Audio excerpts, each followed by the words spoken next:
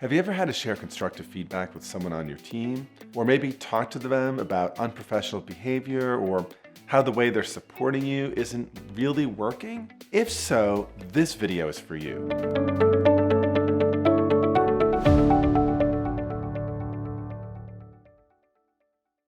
I'm going to share 5 tips for how to start and succeed in a difficult conversation with an employee. Before I do that though, let's take a step back. Because if you are not a boss, you might be scratching your head right now. You might be thinking, do bosses really find conversations difficult? I mean, they're the boss. Don't they just tell people what to do? While I can appreciate why you might feel that way as a subordinate, let me just say that most bosses I know get lots of anxiety when they think about having difficult conversations with members of their team. They worry about saying the wrong thing, or offending the employee, or causing the employee to quit, or even worse, being accused of bullying or getting an allegation against them. So, as hard as it is for an employee to start a difficult conversation, the inverse is also true.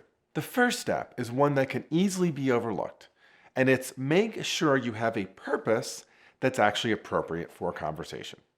Okay, maybe that sounds a little confusing, so let me explain. If your purpose is just to tell your employee what to do or not to do, then guess what? This isn't a conversation. This is a command or an order. A purpose that sounds like to make the other person understand why what they're doing is wrong is almost always doomed. It's doomed because that kind of purpose actually doesn't require a conversation. Conversations require 2 participants, not just a speaker and a listener. So then what is a worthy purpose for a difficult conversation? Something like this: to get a better understanding of why my employee is acting in a particular way, to share my experience of this behavior, and then to work collaboratively to come to an understanding or an approach that actually works for both of us.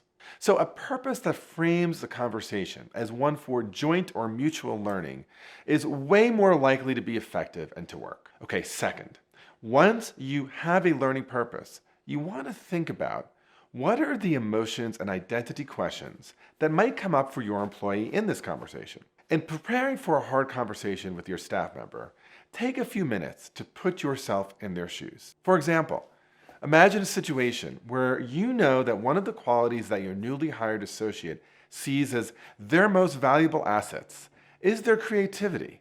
And imagine then that one of the things you want to talk to them about is how that creativity is leading to design ideas that are really costly and impractical. So if that's what you want to talk about, you need to think, how do I phrase this well?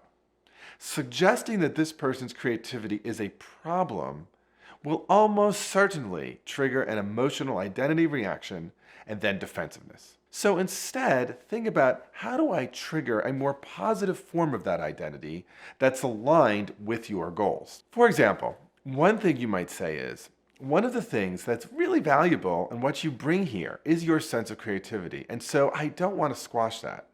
What I really want to do is have a conversation to learn better how do we capitalize on that creativity while at the same time being really sensitive to budgets and schedule. I want to hear your thinking about this and hopefully share some of the thoughts and observations that I've had. So by considering their emotional and identity triggers, you're in a better place to navigate this conversation without triggering unnecessary defensiveness. Third, and really important, choose an appropriate time and place for having this conversation. And on this topic, there are a few things you want to consider. First, don't spring the difficult conversation on an employee. But also, don't schedule a meeting with them without giving them at least some idea of what the conversation is about. Sometimes a boss hesitates telling an employee about the topic of a difficult conversation, actually from a place of consideration. They don't want to make the employee fret from the moment the meeting is scheduled. In other situations, a boss doesn't tell their employee about the topic of the conversation in order to keep the employee off guard and maybe on the defensive. Now, neither of these purposes, the kind one and the less kind one, justify springing a difficult conversation on your employee. Even if your employee is going to fret about the conversation, at least signaling to them the topic gives them some time to prepare and not just catastrophize in their head. Also, when you do schedule time, be sure to think about the location of the meeting. While it's of course natural to have the meeting in your office, If part of the purpose is to learn from the employee and to make them feel comfortable, the setting really matters. And sometimes doing this in your office will be interpreted as intimidating and menacing. And choosing a more neutral environment, maybe a conference room, or a table in an isolated part of the company cafeteria or outside, might actually be better. And this leads to the fourth piece of advice, which is be clear and direct about your intention. Start your conversation with this directness. For example, you may say that you want to share some observations that you can imagine will be disappointing to hear, but you're doing it in service of offering feedback for learning and also for understanding better your own employees' goals and thinking.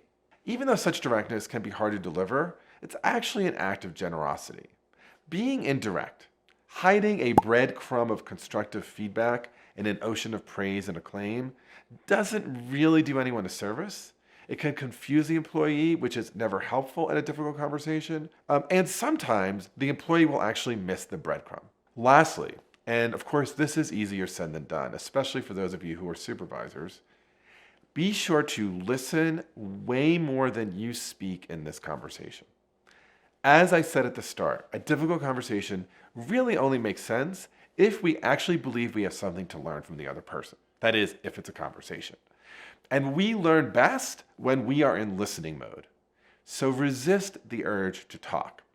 Instead, ask a lot of open-ended questions, acknowledge strong feelings, demonstrate understanding.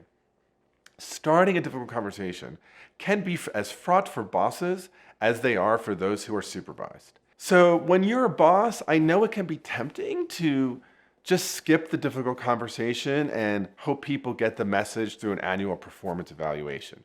From my experience, this approach has serious costs.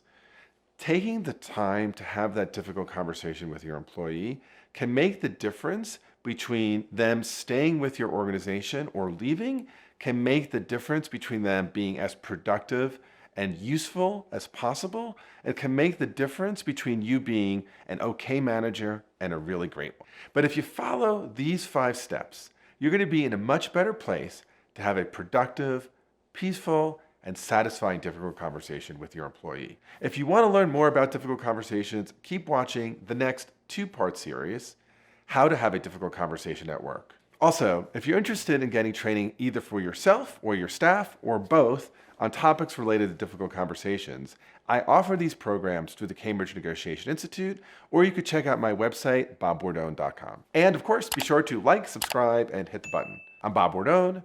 Thanks for watching, and let's keep negotiating together. Click the next video.